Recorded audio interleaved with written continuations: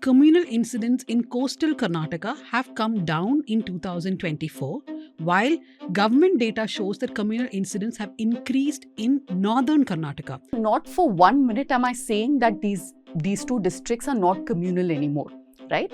I'm just saying that there is no need for these incidents, these attacks every day to convert people. The focus has now shifted to northern parts of Karnataka, where they are now in that first phase of war of possession. But I think that what the Sangh has always done is that they are not in it for any benefits. They're in it for the long haul, right? The long haul they have achieved over there. It's not a question of them wanting to do it anymore or needing to do it anymore. It's more of that, see, you cannot look at Hindutva, at least in the coast, and I think the same thing applies to, other parts of Karnataka, at least as far as I can tell. You cannot look at Hindutva and communalization without looking at caste. But what Basically. Congress has done right is sending out a message that you will not get the kind of long rope that you did under BJP. And I think that is a very important message to send out. I remember getting calls from some of my sources in the right wing saying that we are being harassed by cops under Siddaramaiah. And when I said, explain to me exactly what you mean so we can convert that into a story. It was primarily, it boiled down to we're not being allowed to do what we want, right? We are kind of being pulled back. If you notice, she said her sources in the right wing. Yeah. We should ask the question, right? Why do you have sources in the right wing? How do you think stories come when you ask me Monday morning? What was your previous job? In fact, a lot of people still put that in the comments, saying that what were you doing in Republic TV, Pooja? I was an internal dissenter. When Hindus and Muslims are living together so closely, have such good relationships with each other, how do you strike at that? Right? The oldest anxiety in the world, say the Muslims are after your women. Okay, and that is where, it started in the 1960s and 70s, long before Babri Masjid came about. So my hope is that the communities within Hindus will at some point start pushing back, saying this is enough. And I see that happening in bits and parts. Don't ask me where I'm getting this optimism No, I from. also agree with that in the sense that there has always been resistance. Political Hindutva project, these kind of big scale political violence is the core of it, is the center of it. And some listeners said that the more I use the word narrative, it is turning into a drinking game.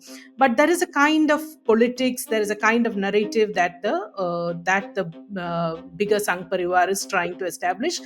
And it runs this political violence like an industry. So like an industry, you run it when it's profitable, when it's maintainable in that area, and you pull back when there is a setback, when there is a lull, maybe when the market is saturated. I think even now a few of the newspapers will not tell you which community is fighting against which community, right? They'll say majority community, minority versus minority, and everybody, it's always a clash.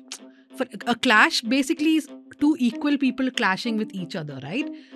You are never told who's the oppressor and the oppressed. I think for us the first question was to start naming people, right? There is a lot of personal vendetta between KTR and Revanth Reddy, and those who have followed the run-up to the election, the campaign had gotten very personal and quite nasty.